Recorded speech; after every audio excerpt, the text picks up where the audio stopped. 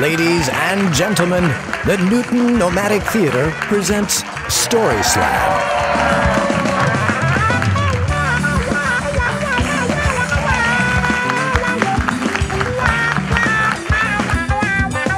So, before we get to our first speaker, I'm going to tell a quick story. Since it is the well, no, it's one of my stories, so it's not going to be a quick story.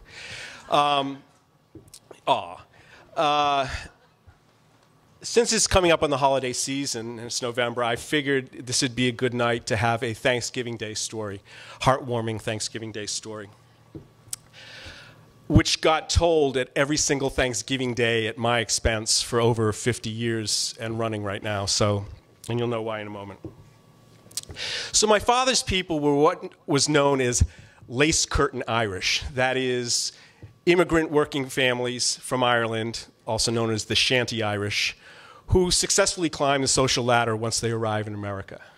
My great-great-grandfather was bound out to a gardener on a very fancy estate in Long Island, and my great-grandfather was a longtime alderman and the vice mayor, not the mayor in charge of vice, the vice mayor, for the city of Newport, Rhode Island. And he got his start as a gardener on the Auchincloss estate, a job that he passed on to my grandfather. So yes, my people worked for Jake's people. And they were landscapers, for Christ's sake. I mean, how ironic is that, right? No leaf blowers, though. So on this particular Thanksgiving Day, my father's entire family was there, and they were all ready to tuck into a grand meal: turkey, stuffing, mashed potatoes, vegetables, and pies. My grandpa and grandma Mahan were there. My great-aunt Edith and her husband Larry were there. My uncle Lud was back from the Army. My Aunt Isabel was there. My parents were there. I was there. My sister Colleen was there. She was still in a bassinet. And my great-aunt Bella was there. To be kind, my great-aunt Bella had an outsized personality. She was pretty domineering, and she also had an oversized waistline. And she made it very clear that in no uncertain terms, she would have preferred to have dogs at the table to small children, giving me the hairy eyeball the whole time, you know. So even though I was only about 4 years old, I knew that this Thanksgiving Day was a little different than others. The holiday dinners at the Mahan house were pretty solemn affairs, even at the best of times, but this one in particular was a pretty somber event. None of the adults were talking, and nobody looked like they were having a good time. And I was beyond bored. So as children are wont to do, I started playing with my food, and in particular, I started playing with the boiled onions. You got to understand one thing about Irish cooking, or Irish cuisine, which is that famous oxymoron. Irish cooking involves boiling a lot, and wine, but mostly boiling, until everything takes on the same uniform gray color, and then you boil it a little more. So by the time they got to the table, the boiled onions had a wonderful viscous quality, so that you could press the top of the onion, and the center would go like your tongue going in and out, right? So it dawned on me that, you know, how cool would it be to, if I stab it just right with a fork, maybe I could get the center to shoot out. Unaccustomed as I was to being the center of attention, that's a laugh line, you can laugh. Unaccustomed as I was to being the center of attention, I took my fork and I looked for the biggest boiled onion on the serving plate, and I strategically stabbed it with my fork right on the end. A moment later, the center of the onion landed with a kersplash, smack dab in the middle of the soup tureen. At first, there was dead silence, and after a rather awkward interval, an audible gasp. But then a peculiar thing happened. My great-aunt Bella, of all people, let out an enormous laugh, followed by an even more enormous belch, followed by a bass tone fart, and more laughter, And pretty soon, the shroud that had hung over our entire Thanksgiving dinner was lifted, and everyone seemed to be having a good time. And there was really only one problem. My great-aunt Bella had hiatal hernia. Hiatal hernia is when your stomach literally protrudes up through your diaphragm into your chest cavity. And this explosive laughter had caused her to go into spasms. So after a great deal of consternation, and not a little bit of recrimination, it was decided the best thing to do was to take her to the emergency room at Newport Hospital. Meanwhile, as they were bundling her off to the emergency room, I was banished to the kitchen with the dogs, where my grandmother, God love her, felt sorry for me and snuck me a little slice of pumpkin pie. The story ends more or less happily. She came back from the hospital a couple hours later, and none the worse for wear. In fact, she'd had a grand time talking to the doctors about her hiatal hernia, and her nephew had caused her to go into spasms. And who would have thought that could happen? I ask you now, in her lovely Irish brogue. So we're all having a good time. We finished our dessert, clear the table, and everybody piles into the living room and gathers around my grandfather's RCA Victor color TV. Now, back then, that was like top notch, right? He was so proud of that goddamn TV. But there were only 3 stations. I know you youngsters have no idea what that is, but ABC, CBS, and NBC. And on that night, all 3 stations were playing the same thing. It was the Thanksgiving Day address from President Johnson. Now, I know it's cheating a little, but because I want to get it right, I'm going to read part of what he had to say that evening. He began, as always, with, "My fellow Americans, tonight, on this Thanksgiving, I come before you to ask your help, to ask your strength, to ask your prayers that God may guard this republic and guide my every labor. A great leader is dead. A great nation must move on. Yesterday is not ours to recover, but tomorrow is ours to win or to lose. On this Thanksgiving Day, as we gather in the warmth of our families, in the mutual love and respect with which we have for one another, and as we bow our heads in submission to divine providence, let us also thank God for the years that he gave us inspiration through his servant, John F. Kennedy. Thanksgiving Day, November 28, 1963. Thank you.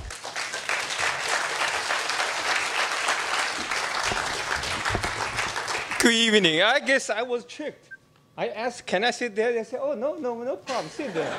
And now I'm the first one. I want to see what's going on now. Can I give 1 minute more as we're rolling, eating first? Otherwise, I'm going out. I'm not doing this. Okay, please. My story is about 20 years ago in the summer. It's hot. It's agitated summer, and it's Saturday, and I was not quite happy for whatever reasons. I walking past the living room and saw my son on the computer and playing game. And I passed second time, was on the phone talking to a friend, going to have a party night and watch a movie. And third time, still talking, and finally I lost my emotion. I said, hey, Jason, do something. You cannot fool around the whole summer. He said, Daddy, this is summer. I said, do some homework. You know that in this country, there's no homework for summer. I lost my first round. I said, okay, do something. And then I realized why I was agitated, because he got the English B+, and I was very mad. I thought I was enlightened parent as an educator, not like some Asian parents see B+ like a D. I was still, fine, but I realized I was kind of getting a little bit more agitated. I said, do something. Do your writing. Why? Because I talked to my supervisor at workplace. He happened to have PhD in English. He said, if your son is not doing well in middle school, by the time he enters high school, he will not have a chance to go to honor English, advanced English, and he will be doomed in English. Boy, that really stayed in my mind. So I said, Jason, do something. He said, Daddy, what I'm doing? Okay, read something, write the book report. Okay? So that's easy, right? He said, I have nothing to read.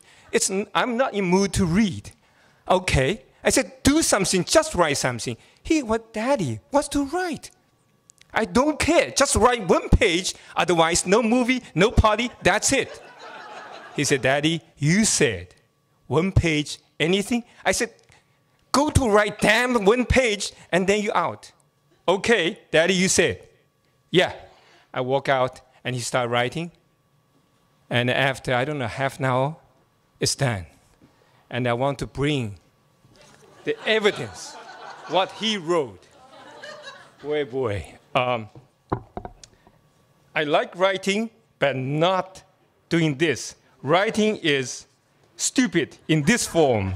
I do not like it. It is not fun. This kind of writing is dumb. I have nothing more to say. I don't want to do this. I hate this. I like writing normally, but not right now. I hate this. This is stupid. I do not like this kind of writing. I'm repeating myself. Why? All capital letters. And then going on, stupid. First lowercase, and then stupid, uppercases. And then stupid in bold font. And then stupid with 4 exclamation marks. I hate this. This is so stupid. And he filled the whole page. Finally, he said, okay, there's 2 lines, maybe only 2 left.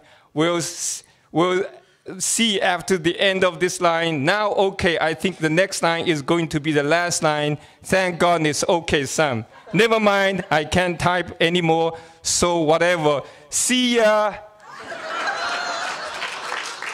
Now, the challenge for that is, as former English teacher, when I read his stuff, I realize even though I do not like every sentence, the content, but there are not much grammatic mistakes. I cannot give him a D failing. That's good writing. He expressed himself very strongly, effectively. And I only read about 4 or 5 sentences, no more than that. But I did one thing good. I printed out and I threw away the page, but I did print out. Now, 10 years later, he was ready for graduation for university. And he already self-published a book online. So I said, I'm going to match his book. I'm going to publish a book. And I collect all his stuff from kindergarten to the college and everything. And then realize he once wrote give me 1 more minute. And he once wrote a masterpiece. But I had to find that piece 10 years later. To look for that piece of paper, I had no clue where I put it. So I searched everywhere from basement to the attic, every boxes, everywhere, and I found it. And finally, I read probably half. Only when I was doing this book, I read the whole piece. Boy, even now, it's hard for me to go through this whole piece. Now, the good ending of this story is he did not go to honor English, unfortunately. And teacher did not recommend it.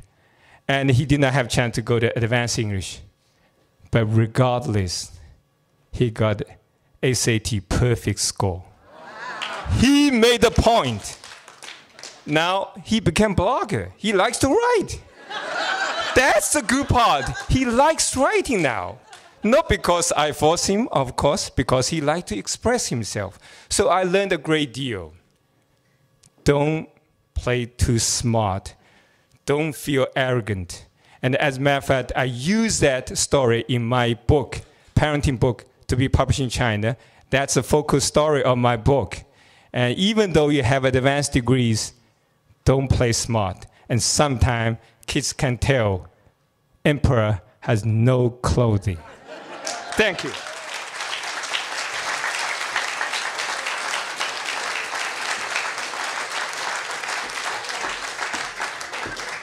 An Ping Sheng, everybody.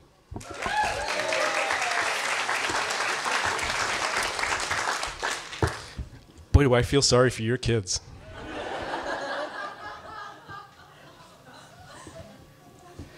So So we have Deb Crossley up next, and in the on-deck circle, we will have Andrea Downs, who's running for city councilor in at large in Ward 5.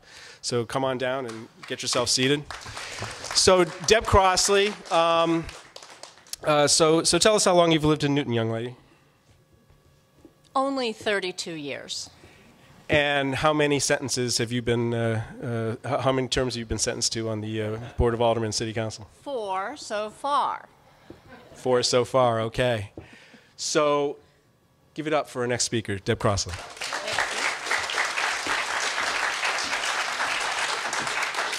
So I thought I'd be looking out at a sea of faces, but these lights are so bright I can barely see you at all.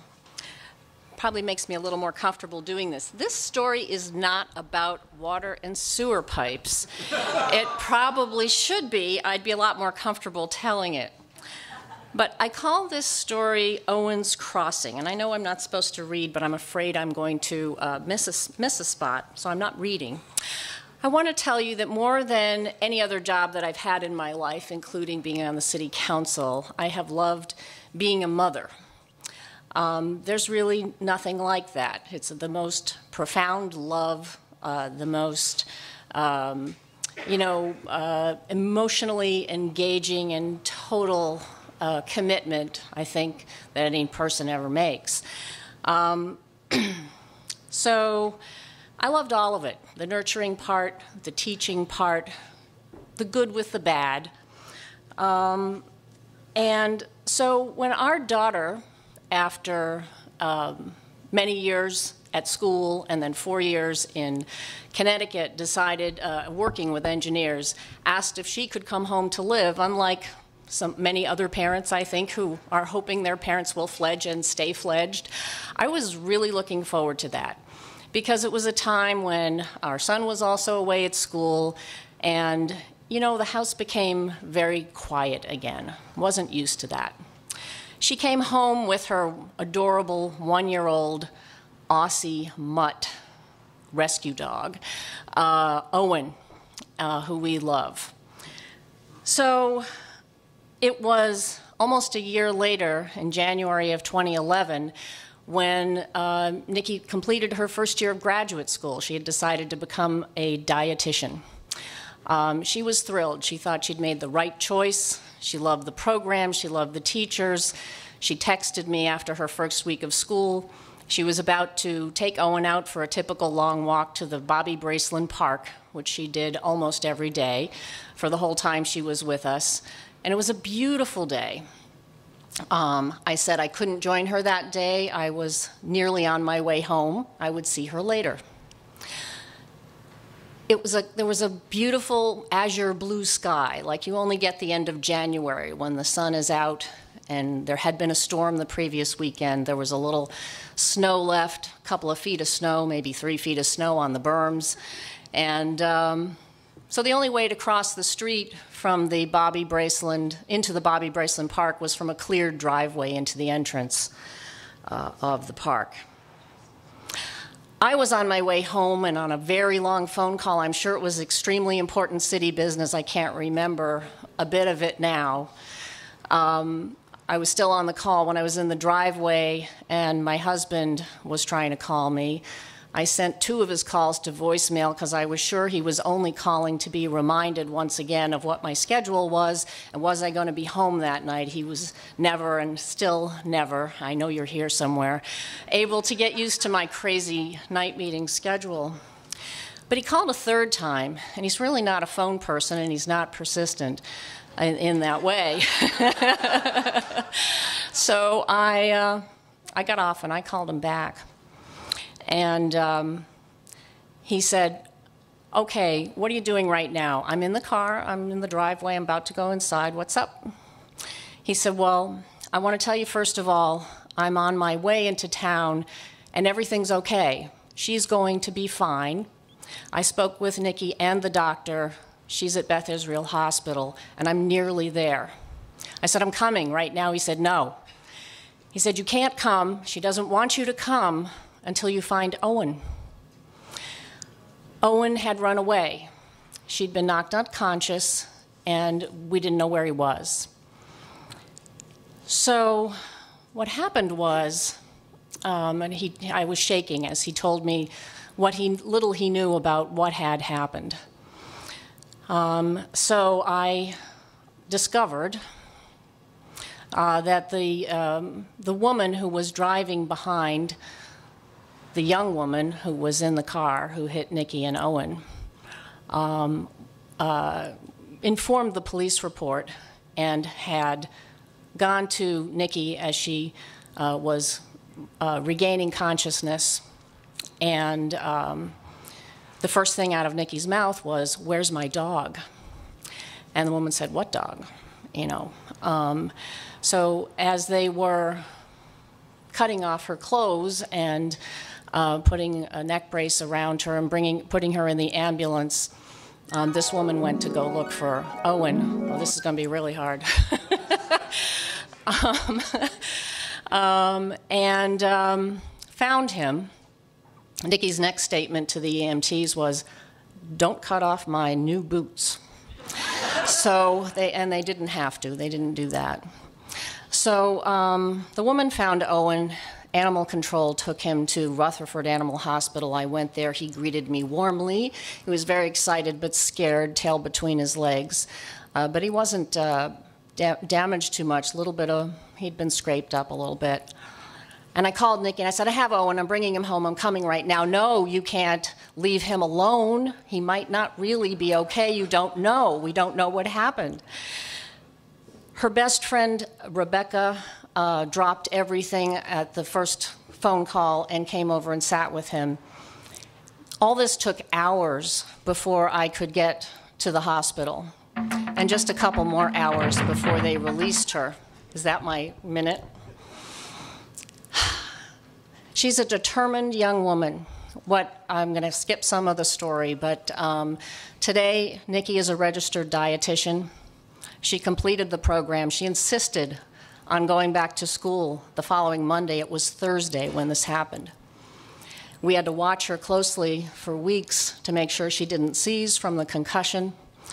The worst injury was her leg. She was told at one point she would never run again because of the arthritis that set in subsequently.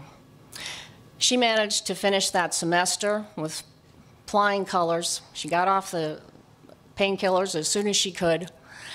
She did extremely well in school, and today she is not only running, she wears a leg brace, but she's completed 3 mini marathons, mini triathlons. Oh dear, see here, I can't do this at all. And, you know, I learned a tremendous amount about my daughter that I had never known before, the true grit and the determination that she has. Owen's Crossing is we call the new crosswalk that is now installed to the new entrance to the new Bobby Braceland Park, which now includes a dog park.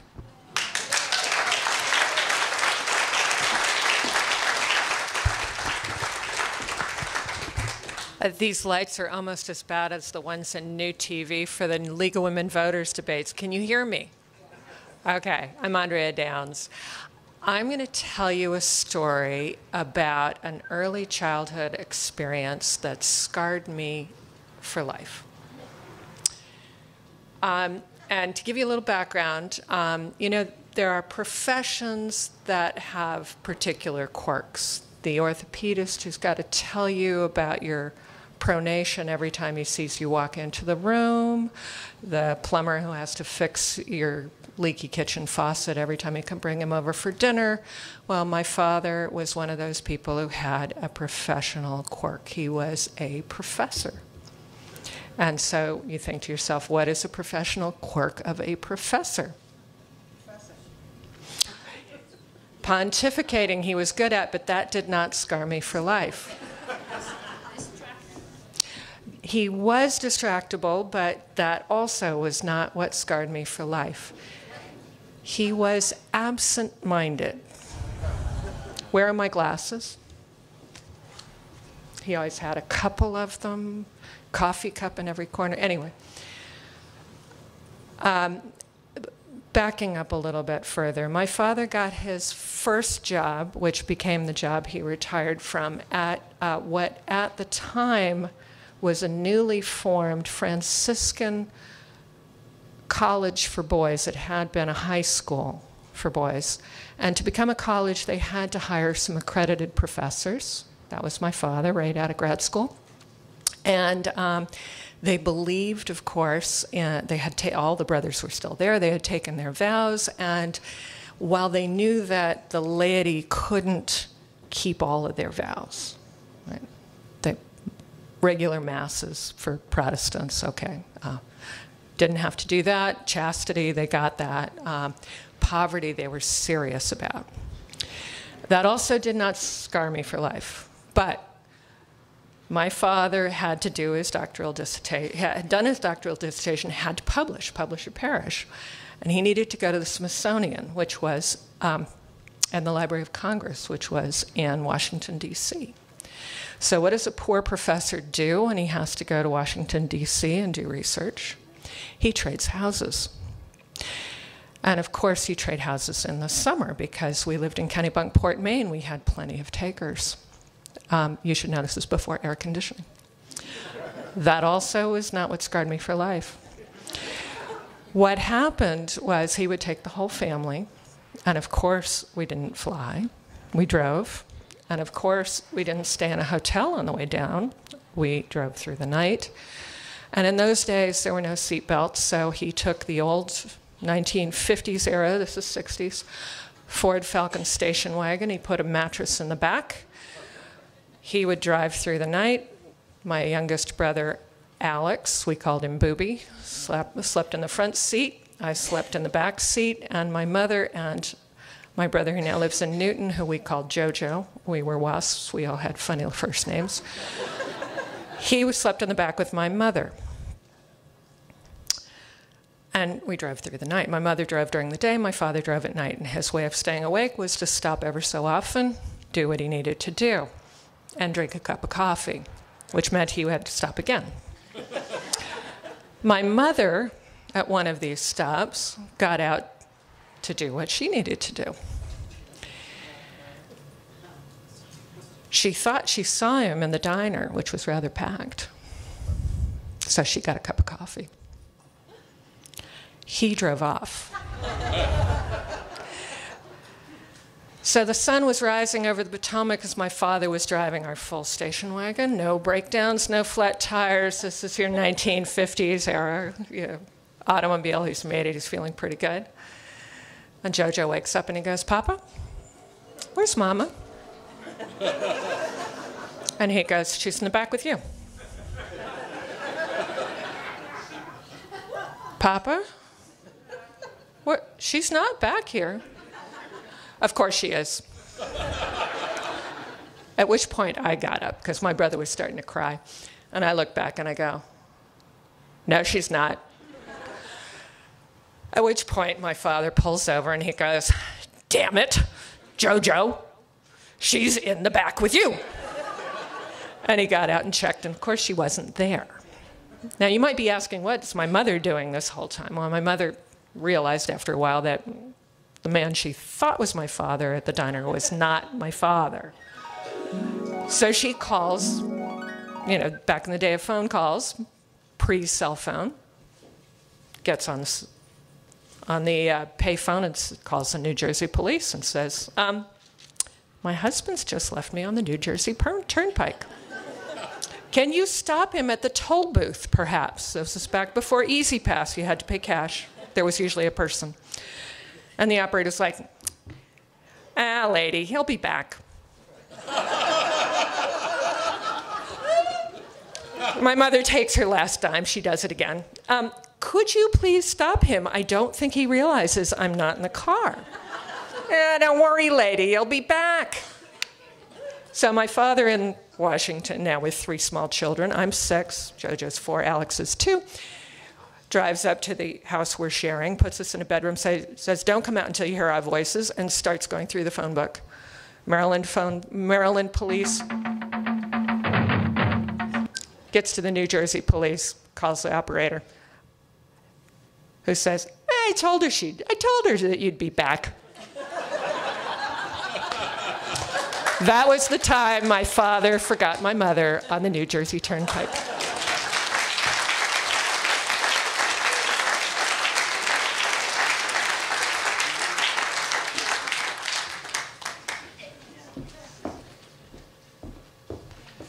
Give another warm round of applause to Andrea Dance.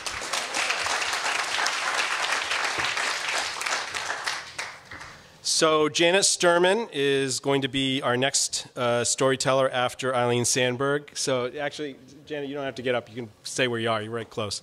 But before I introduce Eileen, I tried to get Vicki Damberg to come and tell a story tonight. Now, not all of you know, but I have nicknames for most of my colleagues on the city council. And Vicky's nickname is Topper, because no matter what story you tell, she says, I've got a better one. This photo here, I don't know if you recognize it, it's President Clinton and Chelsea and Hillary, and that's Walter Cronkite at the helm of his yacht, the Winchie, and this sad-looking character back here is President Clinton. This was taken on August 26, 1998, and it was just a week after Bill Clinton had to admit that he had indeed had sexual relations with that woman. And there's a couple pictures that got snapped. Most of them were Hillary on the opposite side of the boat. But I wanted her to tell this story. I don't want to spoil the ending of it, but it involves Vicki, a launch, her launch, a Reuters photographer, her bikini, and the entire Secret Service. I've painted the picture for you. You just fill it in. There she is!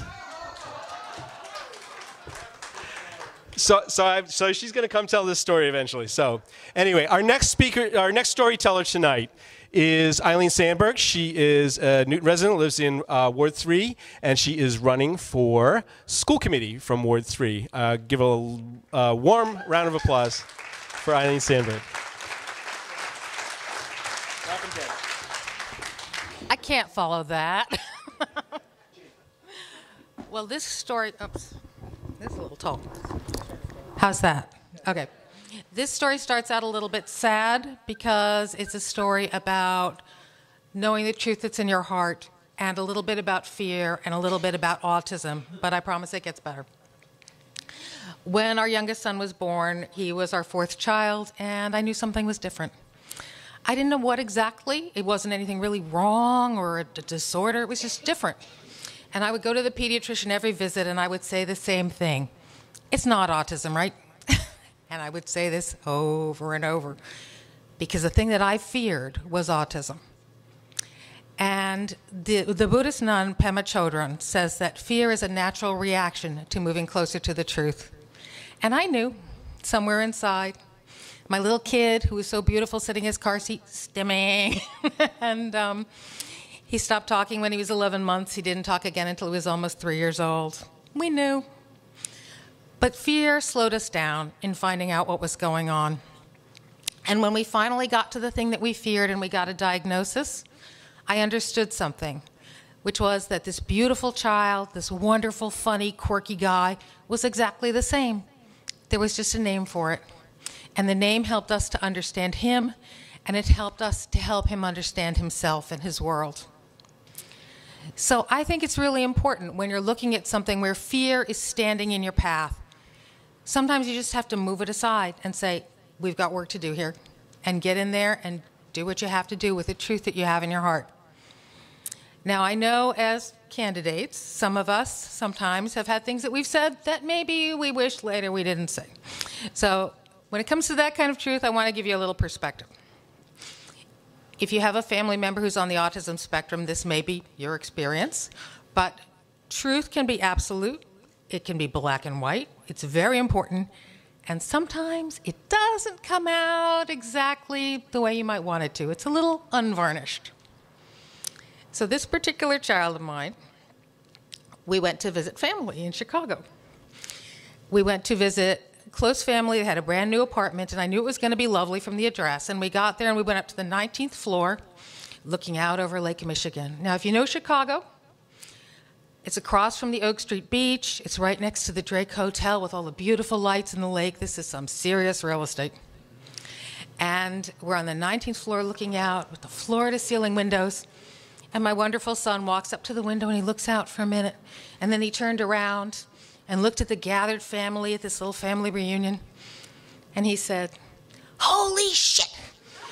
You people must be loaded. Look at this place. Where did you get all your money?" Which is why I think sometimes being able to say what everybody else is actually thinking is kind of a superpower. It's also what we call a teachable moment. So just in case any of you other candidates out there have had your own teachable moments, I would like to leave you with my son's advice to me about running for public office.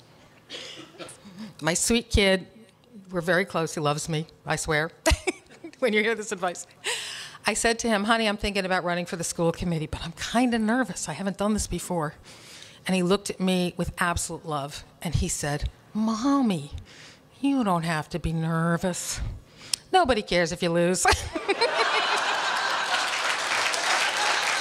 All right, I want to say thanks to the Nomadic Theater for putting this together. I just wish the room was bigger. Anyways, I ran a couple stories past Jerry before I came here, and the first one, when I told him, he said, "Oh, that's really not appropriate." Okay? And I came up with two others. He liked them both. And tonight, I was really trying to figure out what I was going to do. Guess what? I'm going to tell you the first story. Okay. So, I used to be an avid skier. I started skiing when I was a kid. When I moved to Boston, I joined a ski house after I graduated college, going up to Vermont, skiing all the time. And I was a big partier. And I realized that the only way to calm down on the partying was to start teaching skiing, which I did, and I calmed down a little bit. But we were still partying a lot. And I met people that were interestingly enough, I was skiing at Killington when I first felt something that I knew that I had MS. So ironically, I'd met some people that were involved with a nonprofit out of Colorado called the Jimmy Huga Center. And they were doing a fundraiser at Killington Pico, and they did it every year. And guess what? I became the event director eventually. So as the event director, one of the things you do is you get other groups of people together to raise money, and whoever raises the most money gets to go, the whole team gets to go to Vail at the end of the season to go to this big ski weekend at Vail. But that's not the story. The story is raising money to be the team to win. So what happens is we were fortunate enough to get Killington to actually give us a season pass to raffle off, which was a fantastic thing to be able to raffle to raise money. So we were selling raffle tickets for $10, whatever. So we said, when would you sell tickets? On the ski lift? Not really. So we figured, when's the best time to sell the tickets? When do people have their wallets open? Happy hour. So there we were at happy hour selling tickets. And every time I went up to somebody, I said, "Hey, would you like to buy a raffle ticket? You could win a season ticket to Killington Pico next year, full season pass paid for." So someone would say to me, "Okay, what's it for?" So I'd start telling them the story. The money's to go to the Huga Center. We're having the ski program. The Huga Center was started by Jimmy Huga. He was an Olympic skier who diagnosed with MS when he was 30, and tell this full story. "Oh, sure, I'll buy 2 tickets. Go to the next guy. "Would you buy a ticket for me or a couple tickets for the chance to win a season pass to ski for free next year at Killington Pico?" "Well, what's it for?" "Oh, the same story. It's for, we're trying to raise money for the Huga Center to send people out for their wellness program. If we raise enough money, we get to go to Val at the end of the season."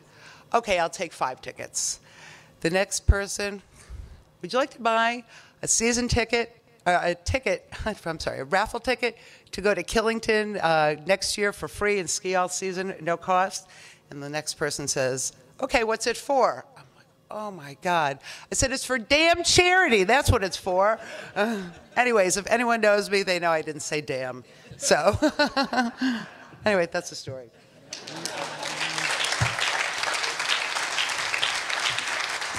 All right. So, not many people know this about me, but when I was 23, I spent a year of my life as a substitute teacher.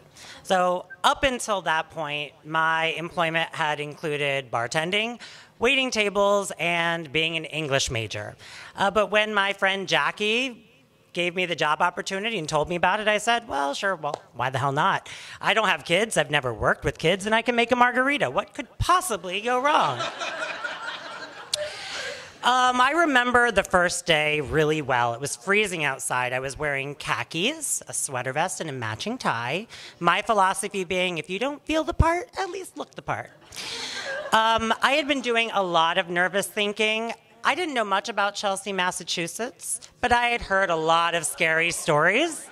I was envisioning the movie Lean on Me, like chains on the doors, and to make matters worse, I had a huge gash above my left eye with stitches. I had been in a fist fight the night before. And when I say fist fight, I mean I was at a party and these guys started calling Harold and I faggots and punched us in the face. That's another story, Slam Jerry.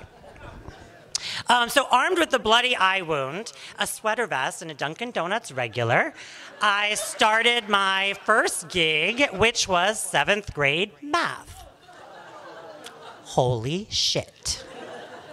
It was like I had been dropped into the middle of a horde of hungry wolves. There was 30 pairs of beady eyes staring up at me like a piece of fresh meat.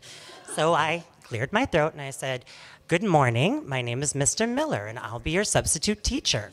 Immediately there's chuckling in the back. Now I don't know if you've seen middle schoolers these days, but they're giants.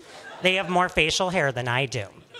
So a girl in the front row raises her hand. She's chewing gum. She says, "Excuse me, Mr. Miller, what's with the gash? Was you in a fight or something?" I said, "Wait, this is not going to be a good day." So wasn't too long after that I was actually moved to a semi-permanent position in the music class. Turns out that the music teacher, who was the permanent teacher, was on maternity leave, though I have a sneaking suspicion she might have been chased out by an angry horde of 8th graders. I figured, well, music class. I love music. I'm really good at karaoke. In fact, I do a really great Donna Summer. But I looked at the syllabus, and I'm starting to sweat bullets because I'm supposed to not only tame this wolf pack, but teach them piano and guitar. Looking back, I'm not sure how I made it through. I don't know what I was expecting, that I would ring a chime and they would all line up like good little boys and girls, or I would hop on the desk and inspire them with Shakespearean quotes. No, that never happened. There were some highlights. There was the time when I forgot the syllabus completely and started teaching them the history of rap music. And we also played a great game of Name That Tune. But for the most part, it was awful. There was a kid that got kicked out of my class for having a knife. There was a pregnant 8th grader that started crying to me. And to make matters worse, I had all the teachers telling on me, saying we had the most noisy classroom and they couldn't get any work done. I was pretty sure that by the end of the year, I had not taught anybody anything. And I knew that I would never in a million years become a teacher. Now, parenting changes you. Now, I've got 3 boys. I work with kids every day. I don't need chimes to get things done. See what I mean? Let's see, where was I? So that distracted me. Yes, the kids. But parenting 3 kids is a lot different than teaching 23. I mean, with 3, I can shut my eyes, take a little nap. Teachers really have it hard. Are there any teachers in the audience? Raise your hand if you're a teacher. Yes. Thank you, teachers. Thank you. You guys are a gift. You get coughed on. You get yelled at. You get emailed by angry parents. You spend your weekends making lesson plans. You spend your morning copying. You spend your evenings grading papers. You know that show, The Deadliest Catch? They should rename it with a teaching thing, saying The Deadliest Class. Yeah, honestly, you guys are a gift. So, looking back on everything, I wonder whether the kids even remember who I am, or if it's all as just surreal for them as it is for me. I think back, did that girl ever have her baby? Or, or did any of them pass away? I don't know what could have happened. Now, as an adult, I've been a parent. I work with kids all the time. I could still make a really good margarita. And since I didn't hear a bell yet, I can do some Donna Summer. MacArthur Park is melting in the dark. All that sweet green icing flowing down. Thank you.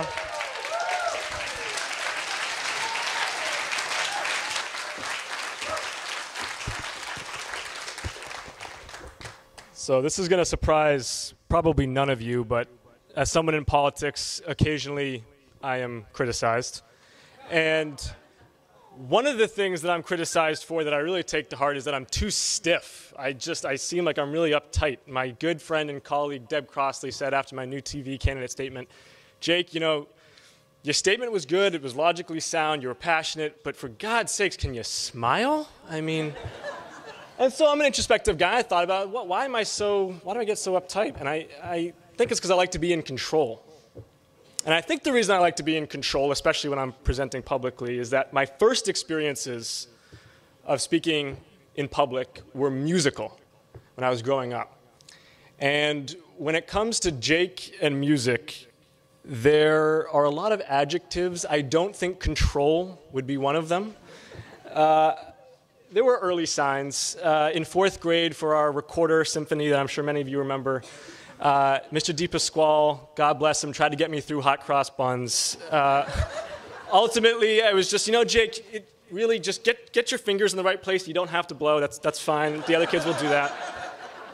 In seventh grade, they couldn't get any of the boys to try out for the musical, because seventh grade boys. And so they made us, one by one, go up there and sing the scales. I got up there and I said, Mr. Demarest, I really got to tell you, I don't think I'm your guy for this. He said, Jake, you're nervous. I get it. You're fine. Just sing the scales. All right. Do, re, mi, fa. Said, okay. All right. Thank you, Jake. Thank you. Good effort. That same year, I was training for my bar mitzvah. And many of you here will know that part of being bar mitzvah means that you're singing from the Torah.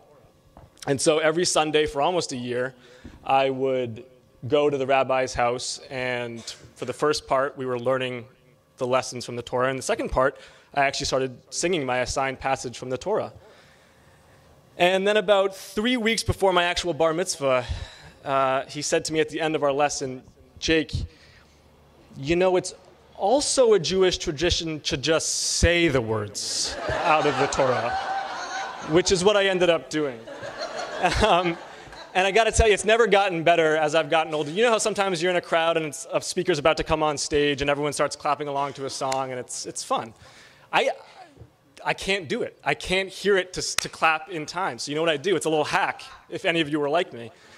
I watch the person next to me and I see when they're about to clap and I catch up with them like that. I sat there, okay, now we're going to go. But you know what? Being as musically backwards as I am is not an excuse to still be so uptight. So I'm going to get out of my shell. This is a growth moment, a teachable moment, as Eileen would say. Do any of you have this in your hands? All right, so I'm going to sing this verse of a song we all know and love. But you've got to then sing it with me, because we don't want to end the night like that. This land is your land, this land is my land, from the California to the New York Island, from the redwood forest to the Gulf Stream waters. This land was made for you and me. Thank you for drowning me out.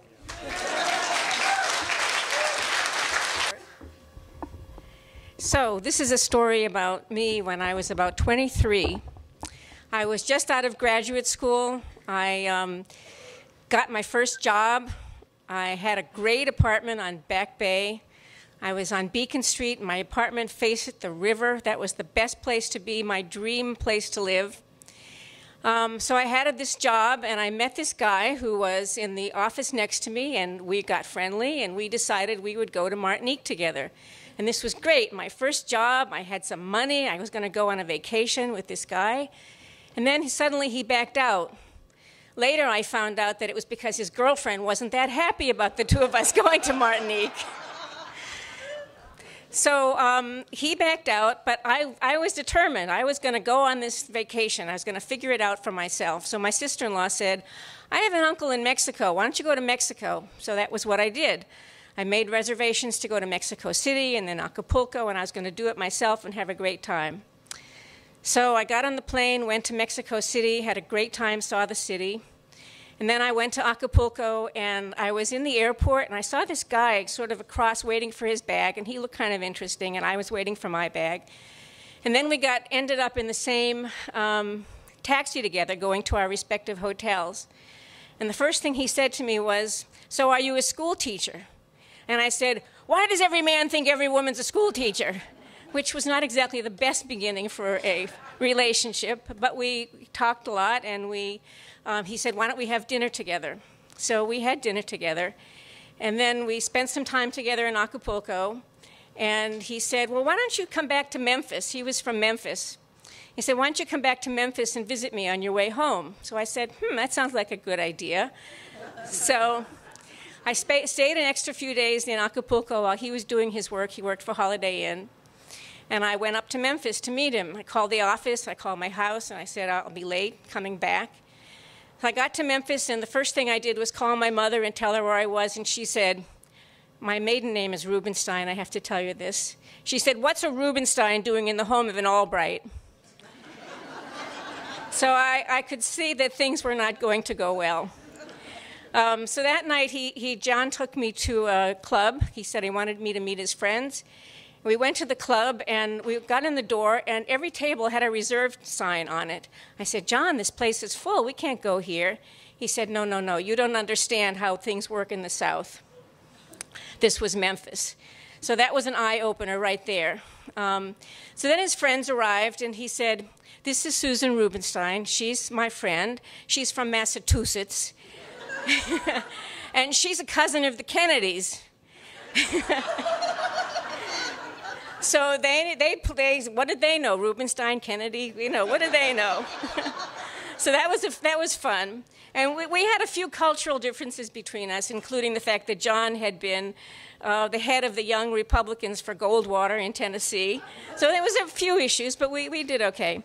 So we dated for a while, and he traveled for Holiday Inn. So one time we went together for a vacation in the Caribbean. A few times we went there. One time it was over my birthday. So we had a great time. I came home, and my mother said, did you get the flowers? I said, what flowers? She said, I sent you flowers for your birthday. You didn't get them? I said, no, I didn't get any flowers. She said, I'm going to call the florist and yell at him. So she called the florist, and the florist said, well, we delivered them to a Susan Rubenstein in the hotel, and there was no Susan Rubenstein registered in the hotel. Okay, so there was, that was my mother she left the world, and she knew it's a new world for my mother. So after 7 years, John said, you know what? We've been dating for a long time. I'm just going to move up to Boston because I don't think you're going to move to the South. So he came up in December of 1977, and I don't know if you guys remember, but we had a big snowstorm. And then comes along February, and we had the blizzard of 78, and John said, holy shit, what did I get myself involved with? But we did eventually get married, and we had a 23-year marriage. We had a mixed marriage, as I've said. We raised the kids Jewish, and we celebrated all the Christian holidays as well. We always had a Christmas tree. And then after a 23-year marriage, John was diagnosed with an aggressive form of cancer. And my sons one was a high school senior and one was a college senior. So we all took a vacation together in Bermuda. It was a great vacation, and we managed to get through both of the graduations. And then come the fall, John said, I've got to find a cemetery. and because we didn't, who thought about that kind of a thing? He went out, he was a practical guy, he found a cemetery, he said, I gotta show you the cemetery. I went out there, it was perfect. It was very, very, very, Sharon Memorial Park, it's a lovely place. 3 weeks later, he died. And you know, he used to love, well, the day he died, it was the day of the funeral, it was predicted that it would rain. And it hadn't rained. And we got to the cemetery, and they had put up a shed because of the rain. And we all got under the shed, and then suddenly it started to rain. And John used to say he loved the sound of rain on a tin roof. So it was a perfect send-off for John. And you know what? I think after all those years, I think he would have been proud of the family that he left behind. Thank you. And my tale is an experience that I had that involves a local landmark that's no longer here, a death, and also a mayoral campaign. So first, does anybody remember Debbie's Petland or Newtonville Pet, right? Wasn't that the greatest place, like when your kids were like nagging and you didn't know what to do or it was raining? Let's go to the puppy store, right? So we'd bring my kids over there and we'd go and we'd look at all the puppies, and then I'd always drag them out all the way to the back to where the turtle pond was. So we'd sit there, what seemed to be like hours, but we'd sit there for a while, and I got fascinated by these turtles. And I thought, hey, maybe I'll get a turtle. But the turtles in the pond were kind of smelly, you know, so I didn't really want it, and it was a lot of work with water turtles. But I noticed in their case, next to the puppies or the kittens, that they had these Russian tortoises. And I thought, oh, well, that's not so bad. You know, they probably don't smell that much, and how much work could a tortoise be? So I go home, I bring a Russian tortoise home with a big 75-gallon tank, and I'm sitting there and I'm thinking, oh, it looks kind of lonely. Probably needs a friend, right? So I go and I get another one. And you know what? They didn't get along. He really didn't want a friend. So I figured, okay, maybe the cage is too small. So I went out and I got one of those big plastic kiddie pools out, and I put it outside. I made this big pen, this grate with a little chicken wire fence and everything. I put him outside, but I had to really go to the bathroom. So I just left him outside and I ran inside. I came back out. There was only one turtle left, a tortoise. I was like, okay, I had a tortoise run away from me. So go back in the house. Nobody believes me. Everybody says, yeah, how fast could a tortoise go? We searched the whole yard, could not find it. Bring the existing tortoise back. I didn't know which one it was, the first one or the second one. Brought it back inside. So maybe 6 months go by, and I'm thinking, it's kind of lonely. So go back and I get another tortoise. And same thing, they don't get along. So I think, okay, this time I'm going to make sure it's secure. So I go and we put it outside. Again, I have to go inside, got to use the bathroom, come back out. There's only one tortoise left. Go back in the house, tell the kids, nobody believes it. We search all over, we can't find it. So bring the tortoise back in. And I decide, okay, I'm not going to do that again. We had to go on vacation. Well, we didn't have to go on vacation, but we went on vacation, and it was a 2-week vacation, and I needed somebody to watch the tortoise. So I go down to my neighbor, Janet, and I say, can you watch my tortoise? She goes, oh, it's wintertime. I don't know if I want to walk all the way up the hill to go feed the tortoise every day. Can you bring it down to my house? So I bring the tortoise down with the cage down to her house. She loved the tortoise. I come back from vacation, and I'm like, so I'm back to pick up the tortoise. She goes, I'm not giving it back. I really like it. I'm like, give me my tortoise back. I really like the tortoise. I was like, okay, I'll just come down to visit it. So I would go down, I'd help clean out the cage, I'd feed it, whatever. So she had to go on vacation, so she asked me to go and watch the tortoise. I said, okay, I'll bring it back to my house. She goes, oh no, I have to tell you something. It's not doing so well, so I had to take it to a vet. You took the tortoise to a vet? How much did that cost? She said, it's really sick, and you have to give it in injections. I have to give a tortoise injections? I have to show you how to do it, Amy, so come on down. So I go down and go see the tortoise. I kind of poke it. Janet, the tortoise is dead. It's not dead. Janet, it's hanging out of the shell. It's dead. And in the background, I can hear her son saying, Mom, I told you it was dead.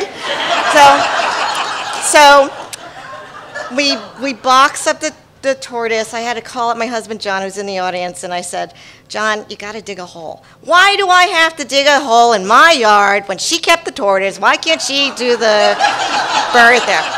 John, just dig a hole. So this was back in 2008, and there was a young man running for mayor at the time. So he's going door to door. So we've got the tortoise. We're down the hill. We've got the tortoise in a shoebox. The whole family is her family's walking up the hill with me in this long procession up the hill. Seti comes over and says, hey, how you doing? My name is Seti Warren. I'm running for mayor. I'm like, it's not a good time, Seti. I just want to have a chance to introduce myself, you know. It's really not a good time, Seti. Yeah, see, there's like a death. And so my friend, and I've got to say, I may be remembering this in my own way, but my friend said, do you want to stick around and maybe say a few words? And he was just, yeah, no, I'll come back another time. So that was the last time I believe Seti Warren ever turned down a speaking engagement.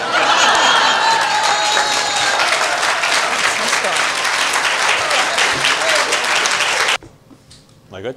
So the problem I have in the city council is I always have to follow folks like Amy, Mark Laredo, Ted Hess-Mahan. So then my act always doesn't look as good as theirs, so we'll try. But so a lot of times, a lot of people know in the city of Newton that I have a large family. My wife and I have 10 children. But I always came from a large family, so I grew up in a family of 8, so I was number 3 of 8. So this is kind of a teaching moment type story. So when you go back in time, you start, you know, I'm part of the youth movement now in Ward 3, so, you know, coming in as my 3rd term. So you learn things, you learn values of how to get along. It's a large family, we have a small house. When we talk about housing, it was about 1,200 square foot Cape. My mom still lives there now. We had 1 bathroom, 8 kids, so it's a little interesting. So you learn negotiation skills. As a number 3, I learned to negotiate between number 1 and then, you know, number 5, 6, and 7 we didn't really care too much about. They're kind of younger. So, but you start learning things. But it took me years to realize that when I grew up, so my story comes to today on it, so it took me a long time to realize that I grew up in a neighborhood that was 100% French Canadian. They'd all come over from Central Falls, Rhode Island, and like my parents bought their first house. They were little tiny houses in South Attleboro. So when I went to school, I had no idea because I didn't know anything else. And back then we didn't have the internet, obviously, and we had the 3 channels that Ted mentioned on TV sometimes. And, you know, and so all I knew was that. So then my older brothers joined the Navy. That became the thing. My mother's plan to make the house bigger was to send us off to the service. So that worked out pretty well. So I was number 3, and I went in the Marines because my 2 older brothers were in the Navy. So I figured, hey, could I do something a little different? So I got to the Marines, and here I am from a French-Canadian neighborhood. I still didn't realize that I was in such a unique place. My high school was a little bit different, but still it was pretty much, it was South Attleboro back in the day. I went to a Catholic high school, so it was pretty much Irish or French, Canadian. It wasn't much different. But then I joined the Marines. Now, it was really a learning moment for me because when I got to the Marines, everybody in the country was kind of the same way. You just didn't know a lot of things back then. If anybody can relate back to the early 70s, I went in the Marine Corps in 74, 75. So I got to boot camp, and I met African-American kids from the South, Puerto Ricans from New York City, people from all over, basically Mississippi East was Parris Island. And we were like, it was like we just popped out of a test tube. None of us knew not to like each other. You know, all we knew was we were meeting somebody that's different and had different backgrounds than us and different skills. And, you know, it was interesting. And in boot camp, the Marine Corps was pretty savvy. We had a white drill instructor, we had a drill instructor from Mexico, and we had an African-American from the South. So nobody was getting a break from anybody. So it was like, you know, and we didn't. So we knew which ones to duck from and all that kind of stuff. So as you fast forward, so I'm learning this now the first time. So I had no ill will or ill feelings to anybody, and that developed me. And the military was the first, they say to this day, it's one of the most successfully integrated parts of America. That you go in there, you kind of get blended in the beginning, and everybody knows you're on your own merit, you're on your own skills, you know, you earn your way through, there's no roadblocks, it just kind of works its way through. So then fast forward, I have this background, so I don't have any issues with anybody because I didn't learn any as a child. My parents were very good about, you know, this is the way it is, we're all Americans, this is what we do.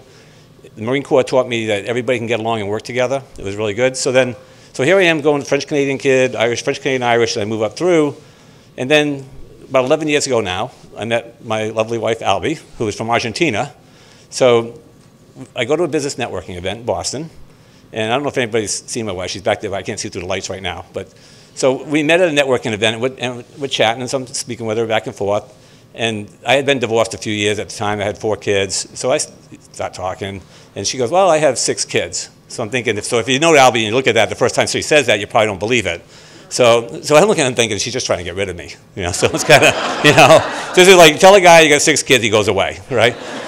So we started talking, and we got along, and she was really funny, and we both had similar stories about teenagers. Our kids were almost all the same age group. So it was interesting. However, it's totally different. So Albie's kids, 100% Spanish. She's Argentine, and her former husband was Venezuelan. So 100% Spanish. On my side, my kids were pretty much, me as a dad, and their mom was English. So completely different worlds. English and Spanish didn't get along historically, So we blended together. So over a year and a half, we get married. And then the evolution to today is that we're a diverse, multicultural family, and it's a growing process. When I look back, it's a 50-year story, and it's still running, of how everybody gets along. We have our grandson Max here with us tonight. He kind of helped blend the family together more, because now this is a common factor that everybody could latch onto. And so you have that one. Now we have, I have 5 total grandchildren now, so we got a little mix of everything. So I think this is the teaching moment to me, and learning was that it's education, knowledge, getting to know people. Like today, Susan Albright had mentioned about, if you just get to know people and learn their story, you get along better.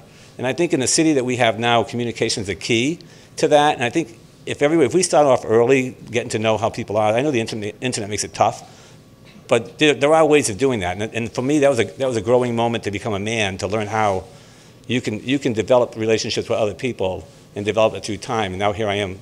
50 years ago, I never would have guessed, that I'm in the type of situation now, and it's great. We never have a dull moment in our house, right, Albie? So thank you very much. I'm not running for office. I never will, but I'm going to tell a story because I can.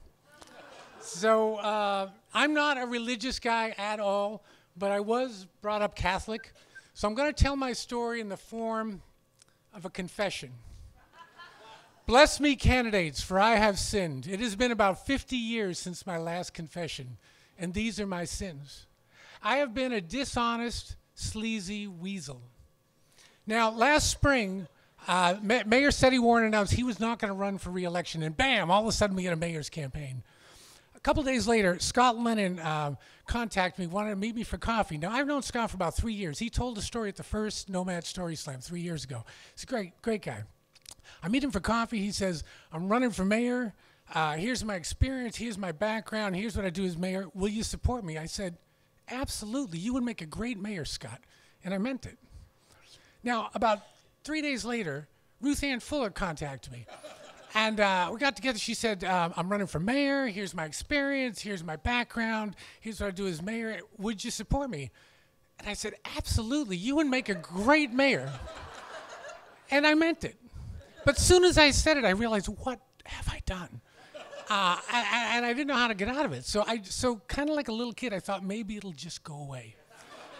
But it didn't go away. 3 days later, my really good friend, Shauna Guerin, calls me up. Jerry! That's how she starts every conversation. She says, I'm all in for Scott Lennon, the mayor campaign, whatever. Are you supporting Scott? And I said, yeah, I just had coffee with him. Great.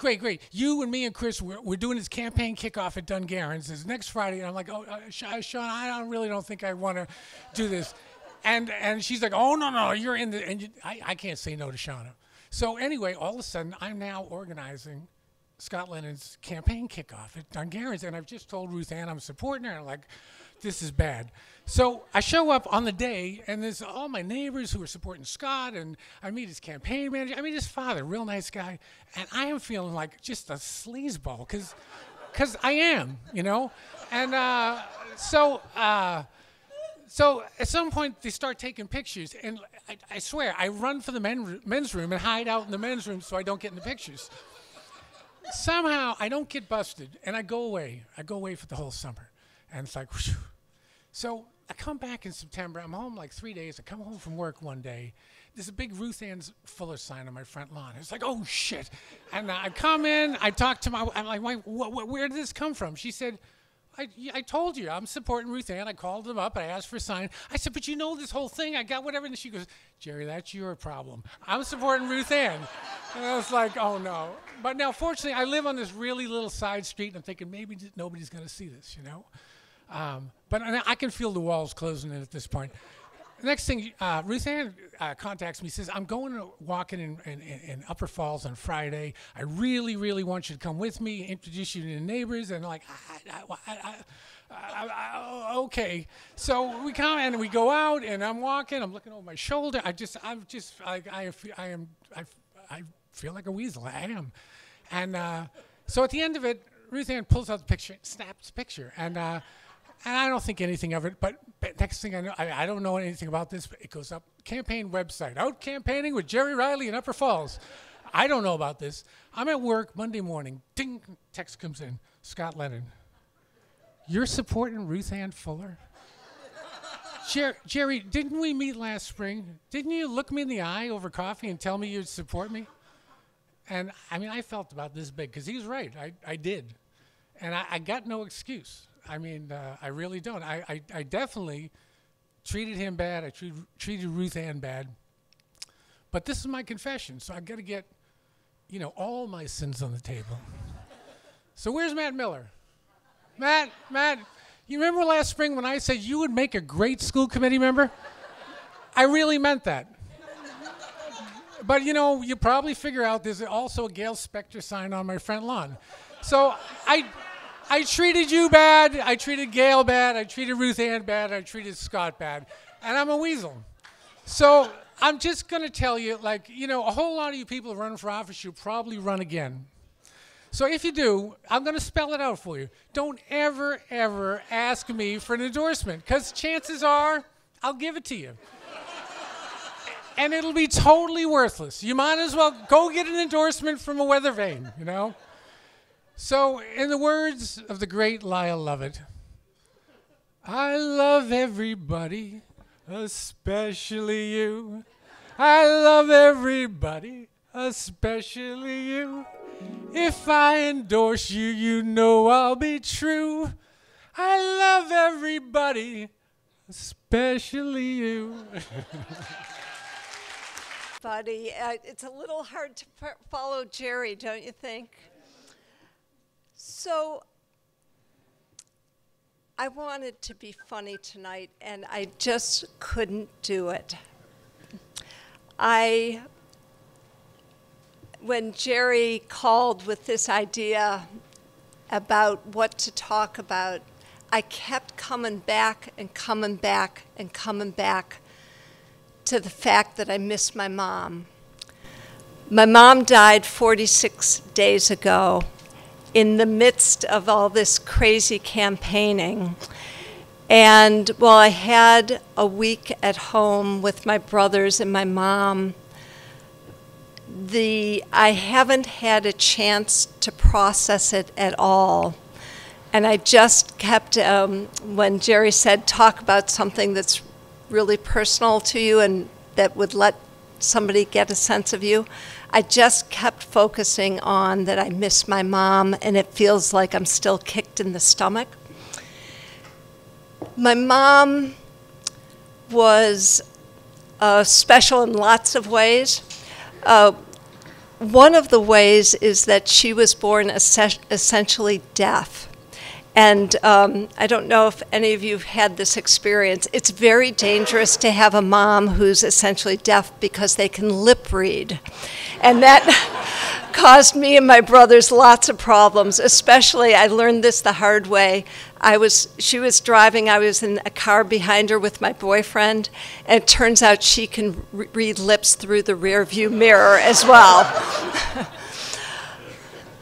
She was also an exceptionally formal person. I don't know if that was, I knew my grandparents, if that was just who she was, but she was the opposite of a hugger. I'm a hugger. I don't think I ever hugged my mom.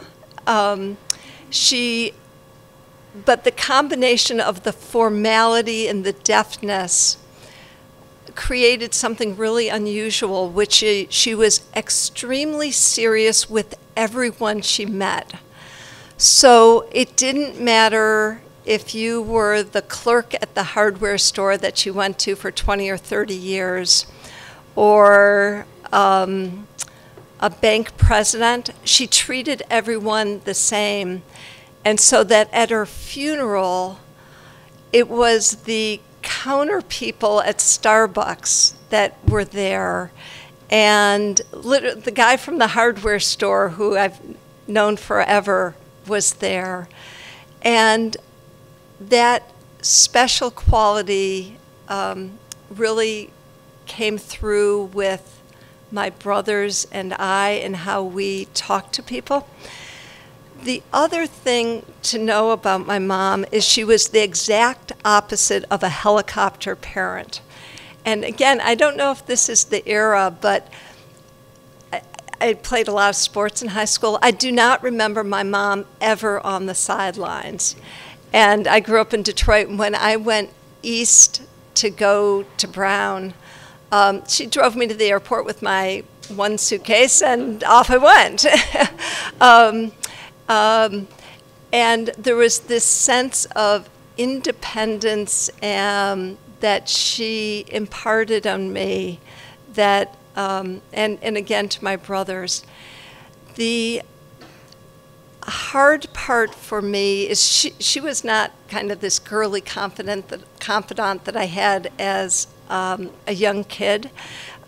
We didn't kind of whisper secrets about things, but she married my dad when she was 19. They met when they were 18. They married a year later, and they had a ferocious bond between them. It was everything to them.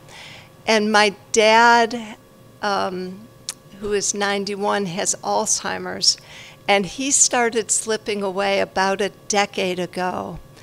And a magical thing happened during that process. As she lost her best friend, I plugged in as her best friend. I didn't know that I was missing that in my mom, but there it was. And so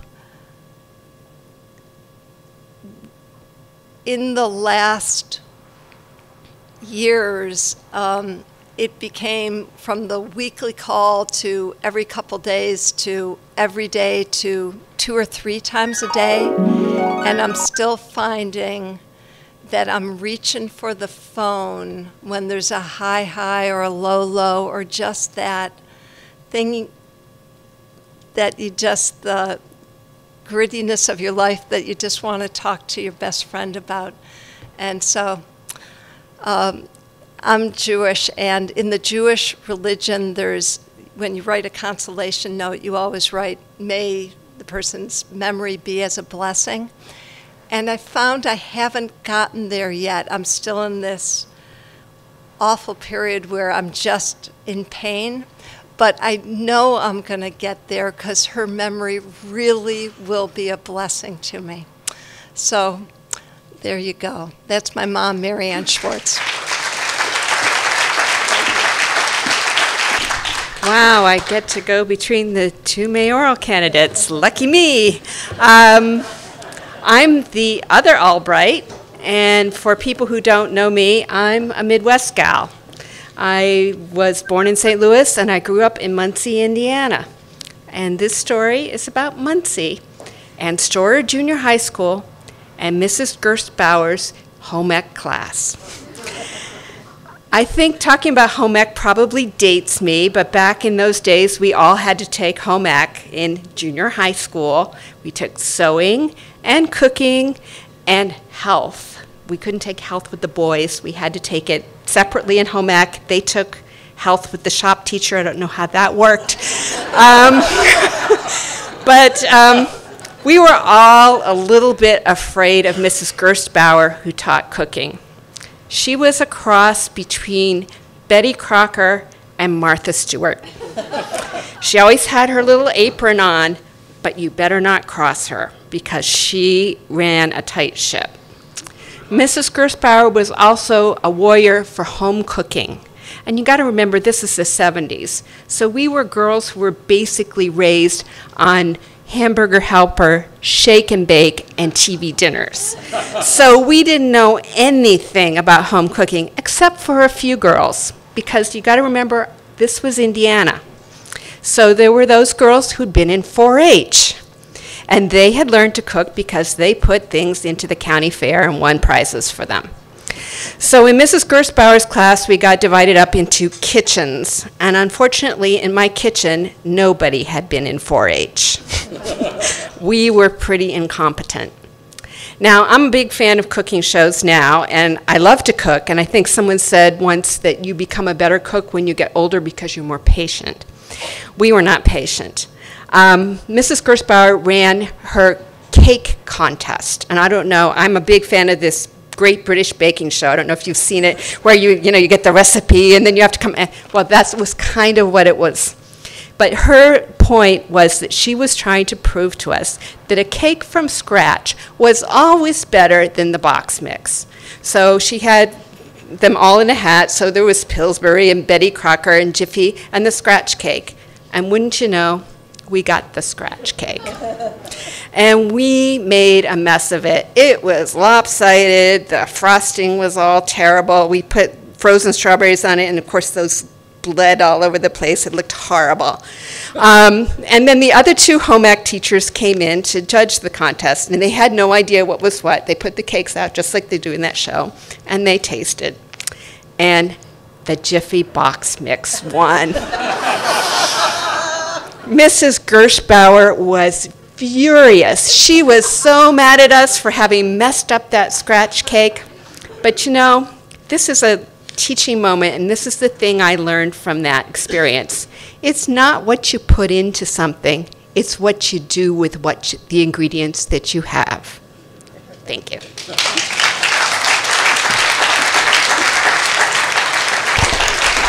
So two things I do want to say. Two things I need to say. I don't know who the next president of the city council is going to be, but they better invest in one of those harps. I'll tell you right now. Because if I had the gavel here tonight, all of you would have been asking for more time. Let me tell you that. But whoever it is, and I know there are a couple of candidates here, invest in the harp.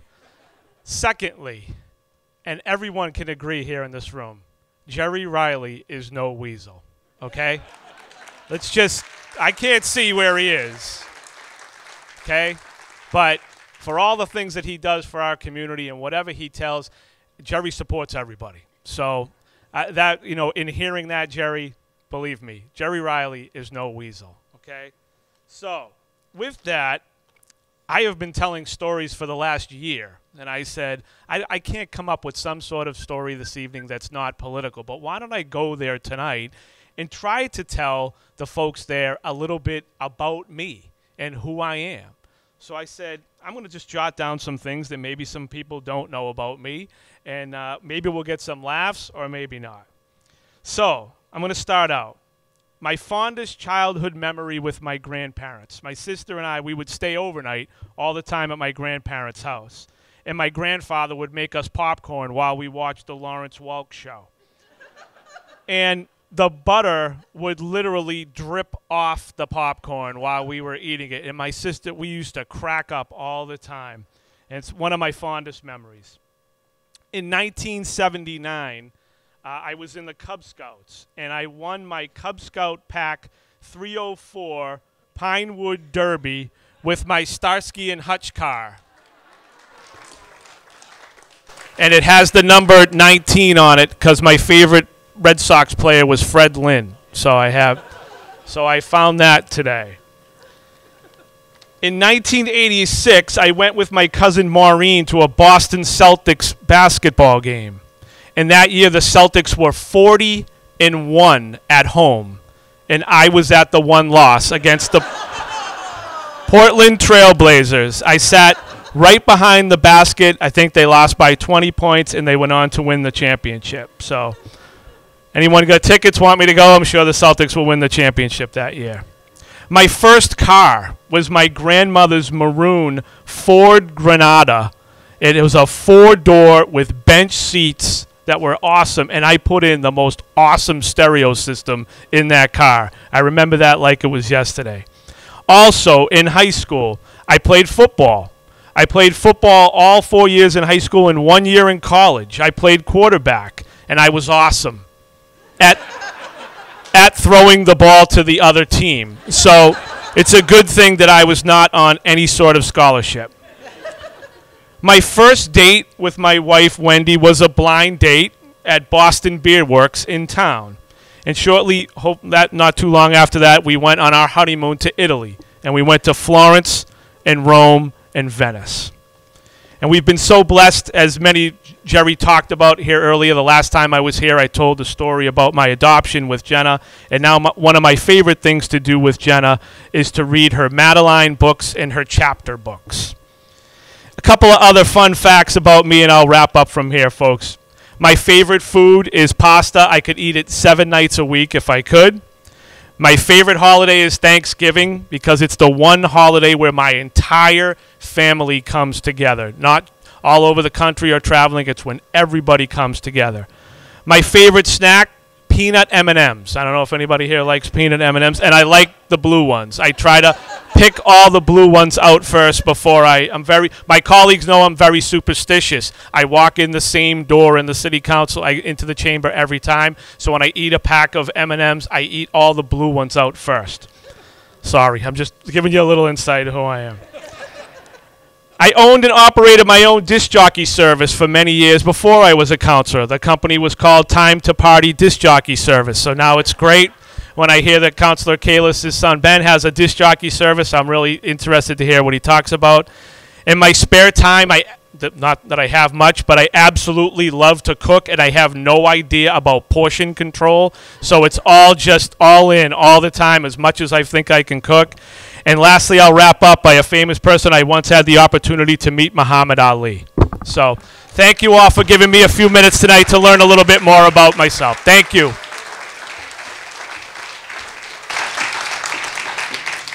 So this story is about my partner, Catherine, who's not here, and her enduring patience for me. And right now she's supervising the labels that are being stuck on all the door hangers.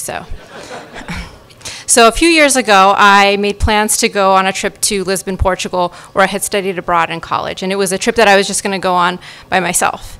And then as my relationship started to get more serious with Kat, then I invited her to join me. So what that resulted in was that she had to get a plane ticket on a different day. So it was actually the day after my plane ticket.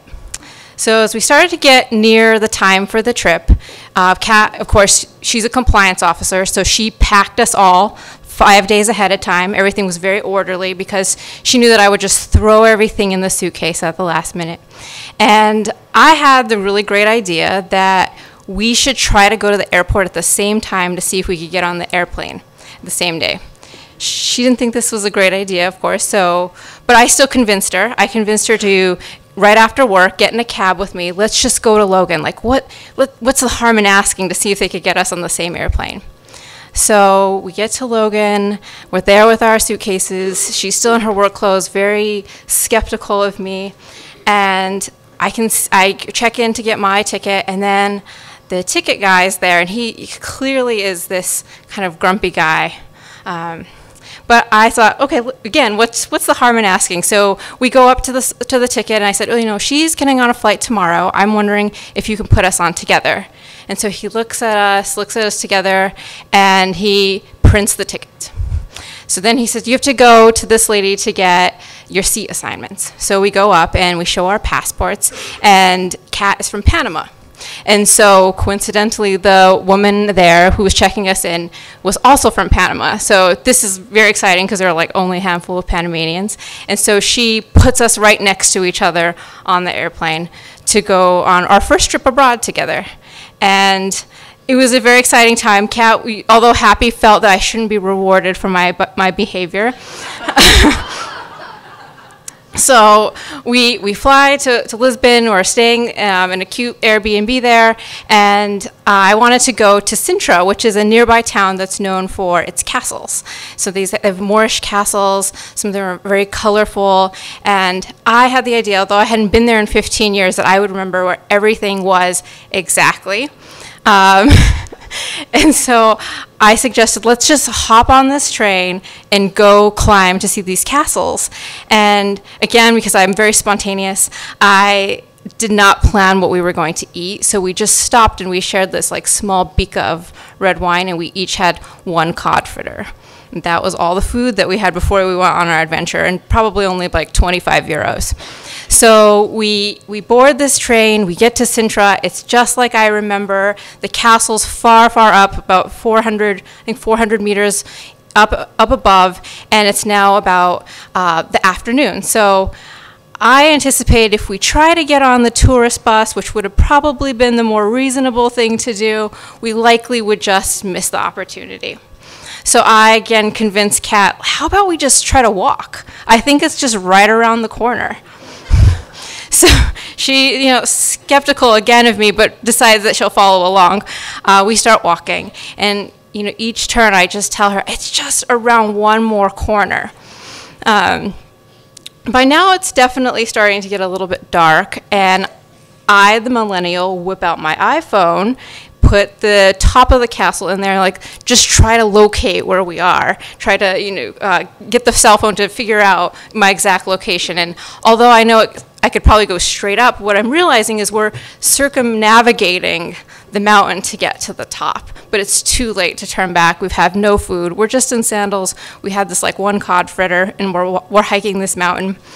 And now I'm realizing that tourists or other tourists are trying to take pictures of us. So they're coming down on little yellow tuk-tuks, and as we're like walking up these narrow stairways, pointing at us. I couldn't hire one of these tuk-tuks, so again, I only had this 25 euros with me. So we keep walking, and by now the iPhone's not working. There's a very tiny wooden sign that says Castillo de Moros. So I'm like, okay, that's probably the right way. It looks like it's in front of some type of a forest. So we decide, okay, well, it's got to be there. So we start walking through this forest. I see families coming down with like their children on their back, and I'm thinking to myself, what's wrong with me? I'm just a really lazy American. Look at these families carrying their children on their backs. I really shouldn't be complaining. I'm starting to feel weak from the travel. We get all the way to the top, and we're finally there. The security guard sees us, and he yells at us. We have basically climbed the back of the mountain. We shouldn't be there. We have to pay him our 16 euros as our fee, so now we only have 5 euros left. We're at the top, and the wind is blowing, and I'm realizing I'm afraid of heights, so I'm going down on my bottom just to grip myself. And we use the last 5 euros that we have to buy a little bit of hot chocolate from a vending machine and 1 bag of potato chips. That was the most delicious potato chips I've ever eaten. And we're standing there looking across to see quite how high we've made it. And it was at that moment that I realized everyone deserves a partner who will follow them in their crazy ideas.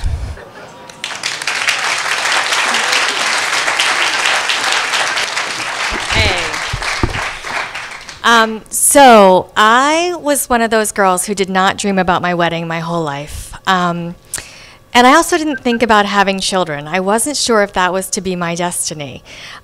I also will say, unrelated, but it will tie in later, that I am a little bit obsessed with biographies and shows on WGBH about triumph over tragedy. I get fascinated by those shows, and I sit on the couch with my blanket and my glass of wine, and I question if I was faced with these adversities, would I do the things these people are doing? And I often feared I would not, as I sat on the couch. So I met my husband, and realized that I could imagine myself being married. And shortly thereafter, I realized that I really wanted to have children with this man, and that I could imagine myself maybe be a mother, even though I didn't dream about it my whole life. It was something that I really wanted. And so we decided to have children, and it took a little longer than we'd hoped, but eventually we had twins, who are now 13. And the day I was coached by many pregnant women and folks who had had babies that said, you're going to have twins. When you get in that hospital, the Brigham and Women's Spa, make sure that you put those babies in the nursery overnight because you're going to need to sleep. And this wasn't popular with some moms who said, never let that baby leave your side. But I love sleep, and I thought that this was probably good advice. So after I had these babies, I it was a wild day, and then in the evening the nurse came, and they were underweight, so we needed to make sure they were eating. And the nurse came and said, I'm going to bring them to the nursery, and I will feed them during the night, and I'll bring them back in the morning for you to feed them. And I said, thank you. And I fell right asleep. And the next morning, the nurse came busting in at 6 o'clock in the morning to get me up, and she said, I have wonderful news. Marty took 2 ounces last night. And I opened my eyes, and I thought, who is Marty?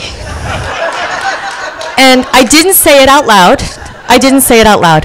But I worried at that point that maybe I didn't have the chip that these moms had. Maybe something was missing in me. And I will tell you, and I've never admitted this to anyone, I worried about that for a long time. Because sometimes, you know, I would forget what I was supposed to be and things like that. I'm worried that it was a reflection on my motherhood. So we moved to Newton, and my girls were born on April 1st, which brings a lot of laughs. And they get on their 6th birthday, which we had moved to Newton, they get bicycles with handbrakes.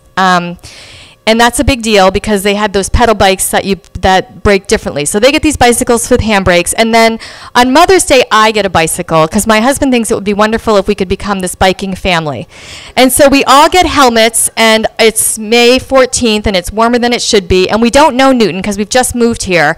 And we live on Walnut Street, so you all know what Walnut Street's like. So we decided we're going to all take a bike ride, but we're going to get off Walnut Street because that seems a bit dicey. So we go up and behind Walnut Street, and we have a destination to get to somewhere in Newtonville. But we don't really know where we're going, but we just figure we're going to be able to figure this out. And so I'm a little bit ahead of them, and we're not exactly cohesive, and it's very clear at some point this bike ride is way too ambitious for us, and we are in over our head. So I'm significantly in front of my daughters, and the next part of the story probably takes place in 10 seconds, but I tell you, it felt like 10 minutes. So I'm significantly in front of my daughters, and we're going down this steep hill, and I want to get to the bottom just to see what's at the bottom. And when I get to the bottom, I realize there's a blind turn, and there is Walnut Street, so that you are going to go down this hill and land right onto Walnut Street. And so behind me, and again, this all happens in 30 seconds, I hear my daughter Ella, who's here, just start screaming as she's coming down the hill saying, I can't brake.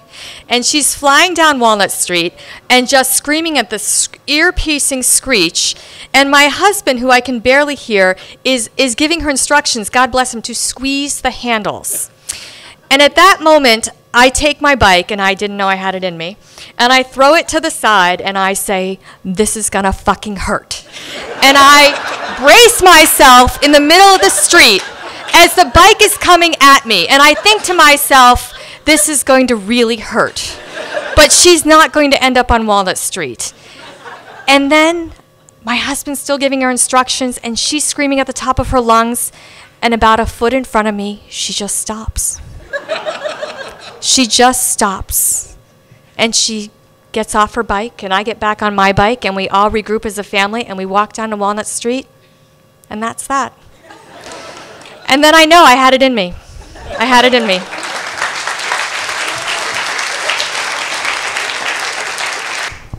Some of you may know that I worked in Lowell for a very long time.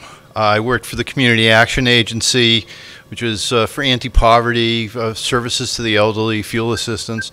And I really liked the work, and I really liked the people, but I did not like the travel.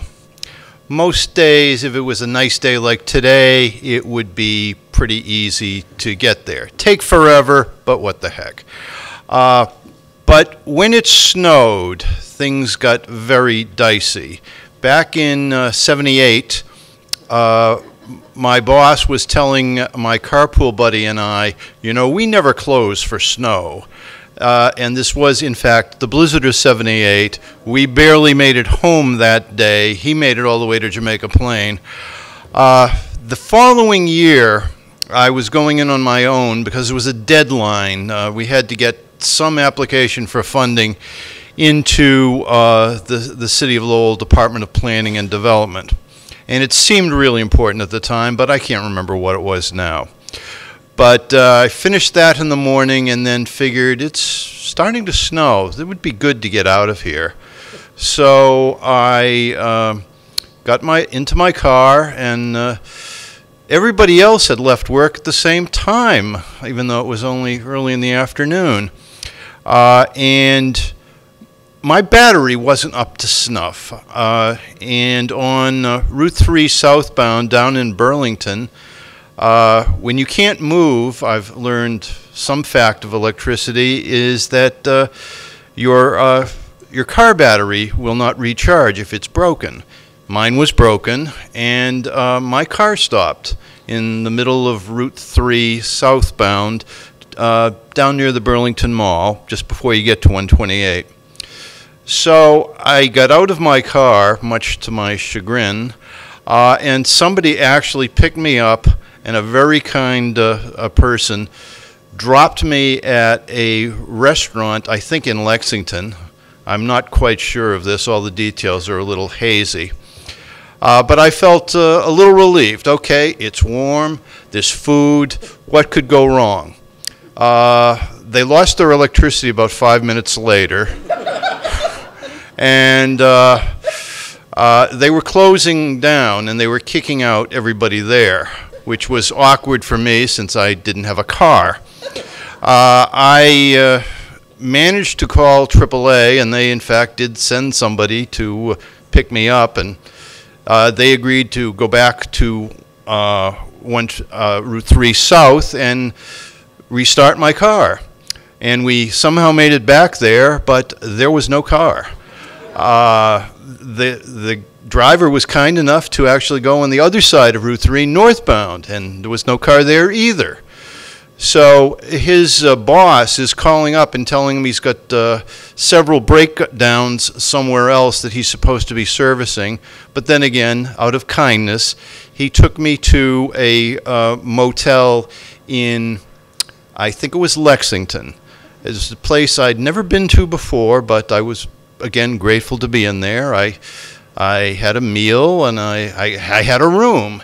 So I started figuring, all right, the state police have done something with my car. I started to call the state police, and I tried calling the state police for about 4 hours, and I could not get through.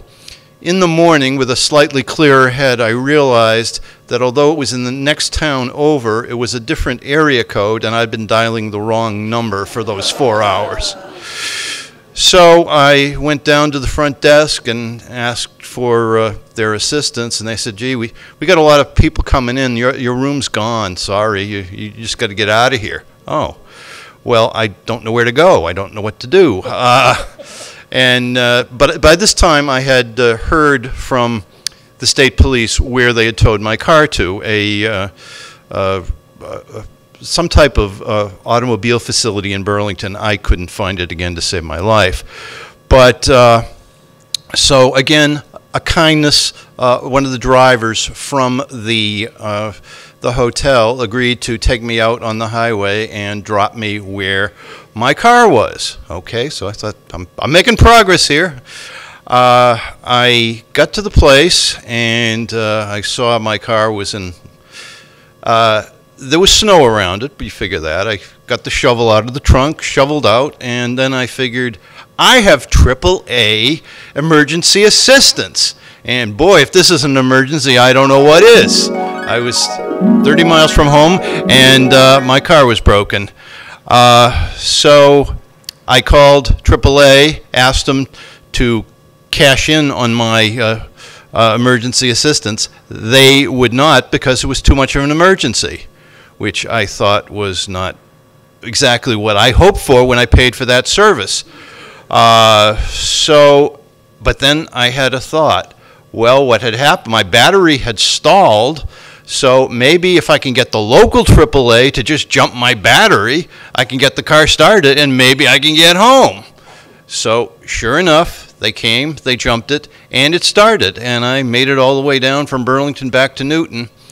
But when I got down to Chestnut Street in Newton, of course, nobody had shoveled and nobody had plowed, so I had to park my car down the street in a parking lot that had been plowed out. So I've learned several things from this. Oh, good. One is I have always depended, like Blanche Dubois, on the kindness of strangers. And when you're in a problem because of the way things are being defined, redefine them. Thank you.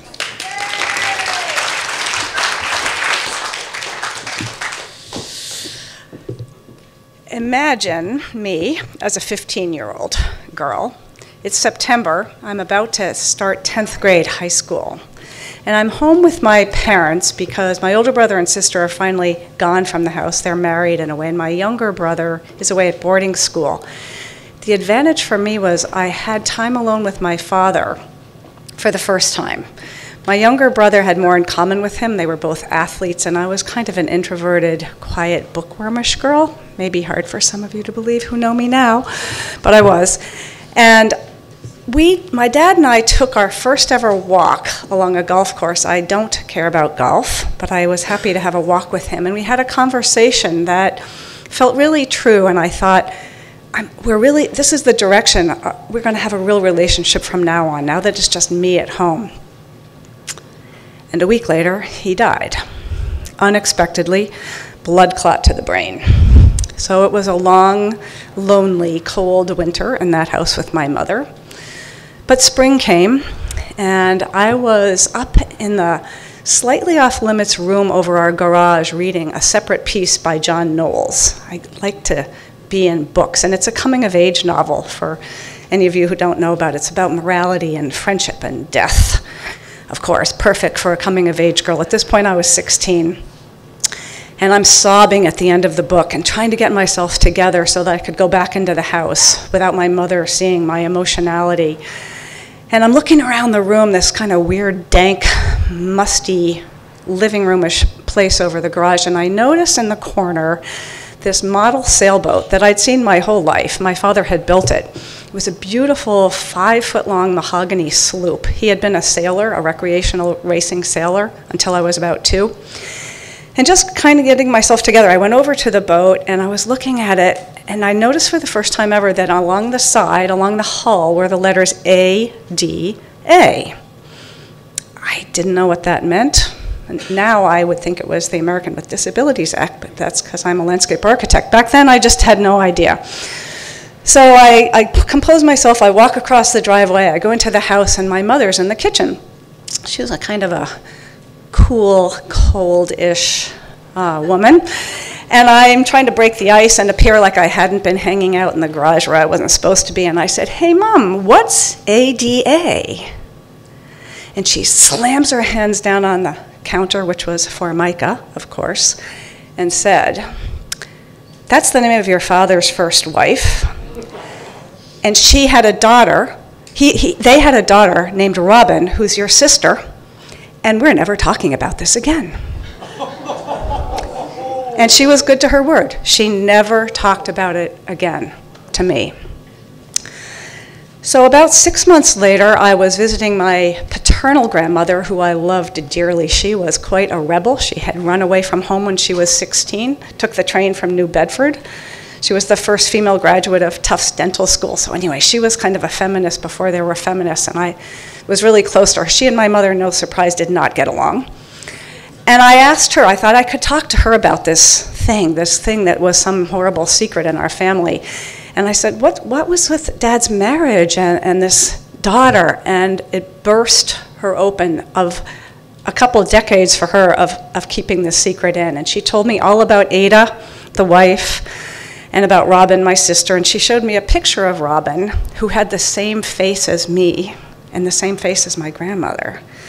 And at the time I was 16, and the picture was of Robin, who was about 16. I've really remembered that. But she said to me, "Don't do anything about this. These are crazy psycho people." I stayed in touch with them for many years, and then they tried to extort money from me under false pretenses, and they will just take you for everything. Just let it lie. But you can keep this picture of her. So then I was 16. Now, fast forward quite a long time. I'm finally 60. This was a few years ago.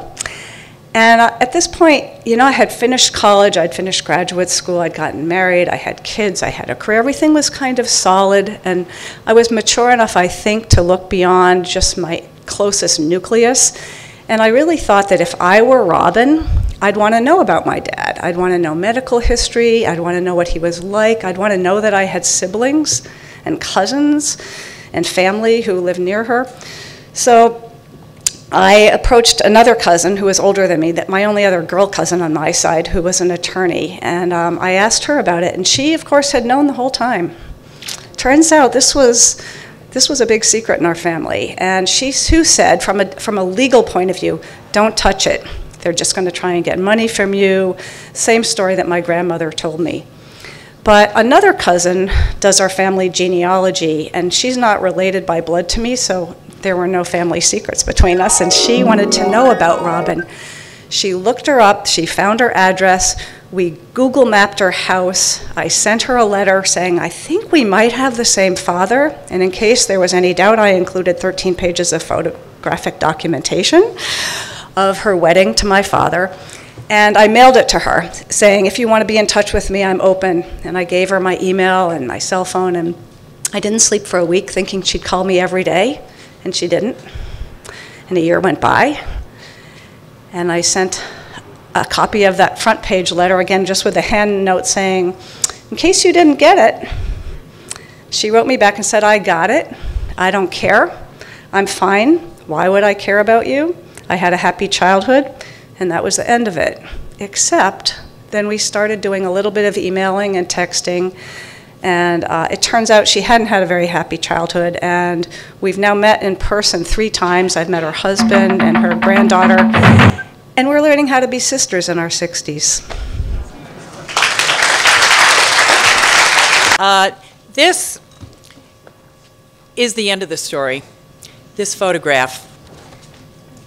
I think Ted showed this to you, and thank you, Ted, for Googling and finding this on the internet. I never would have been able to find it.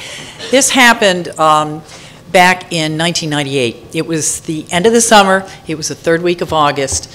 I think it was around the 25th. I had sent my children to Mexico and one of them to Spain, to people that we knew, and we had done an informal exchange, and I took their kids into our house. So we had 3 exchange students. We had 2 Mexicans and a Spaniard. And on a Thursday night, I said to my husband, I'm going to take the day off tomorrow. I'm going to take these kids down to the vineyard, and we'll spend the day on Friday out in the boat, and I'll just take them out. We'll go out in the harbor, and then we'll go home, and we'll go to the beach, and we'll have some fun. So in the morning, it was around late morning, we went out to the mooring. I got the boat started. We cast off, and I was headed. I said, all right, I'll take you out in the harbor.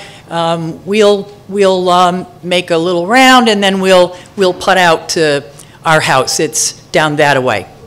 And we were all in our bathing suits. We had little shirts to protect us from sunburn. So as we were leaving the mooring, there's a dock, and at the end of the dock is a guy. He's got what looks like fishing gear. And he said, yo! And when you're in a boat and somebody needs help, you help them. So I said, hey, can I help you? Yes, are you going down that way? Can I hitch a ride with you? I said, yeah, okay. Pulled over, he jumped in the boat, we putted on down. And in order to get to my house, you have to go by Walter Cronkite's house. And he has a big fancy dock with a big fancy boat that is called the Winchy. And this day was the weekend following when the Monica Lewinsky affair broke in the newspapers. So we putted on down, and I said, and this is so-and-so's house, and this is Mr. Cronkite's house. And I told the fishermen to go sit in the back because I needed to balance the boat. So we're up in the front, he's in the back. And all of a sudden, when we get to quite near the dock, where the boat was on the dock and there were some people on the boat, this big orange Zodiac pulls up alongside my little 18-foot runabout and says, pull over! And I said, I thought he was a Coast Guard guy. You know, this is the Coast Guard station on the vineyard, and Coast Guard guys have real, you know, they have their lines all set, and I had mine back. So I said, you know, what's going on? What do you mean? and he says, "Pull over, security." And I said, "So, security, you think I'm hiding something here?"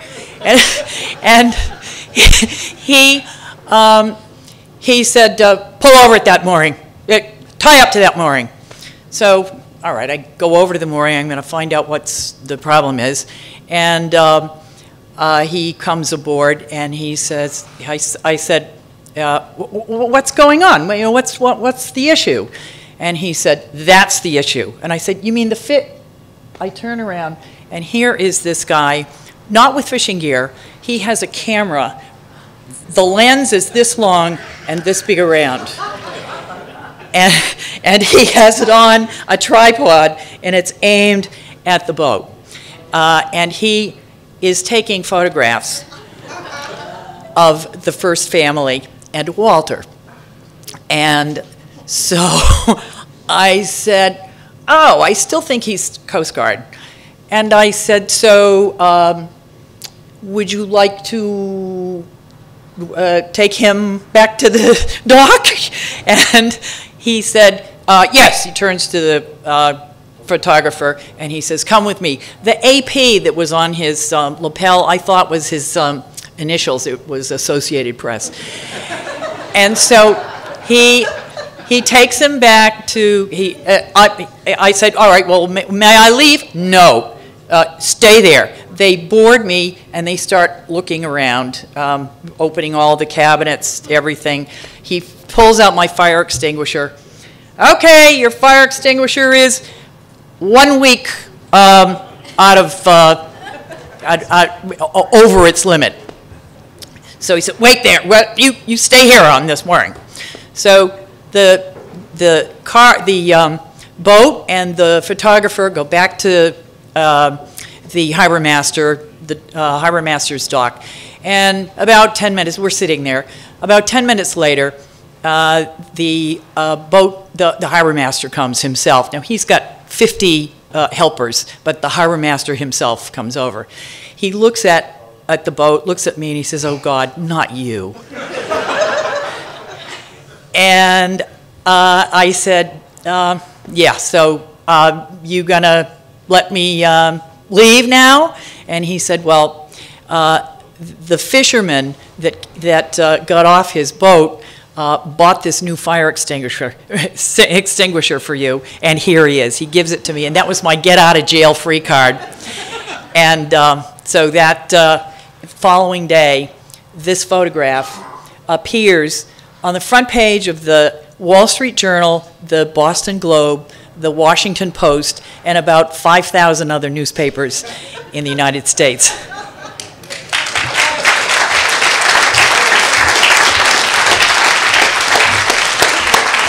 Could we get all the storytellers up here? Come on up here. Where are they? Get on up there.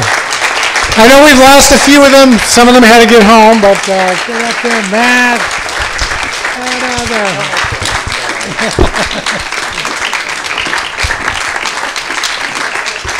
Look at this. This is great. You know, this is an amazing cast of characters, and it's not an easy thing to get up here, and I love the fact that all you folks are like ready to come and tell the story. You know, election's on Tuesday, and I just want to say, if you're trying to think of who to vote for, I endorse all these candidates. Thank you, everybody. You have a good night.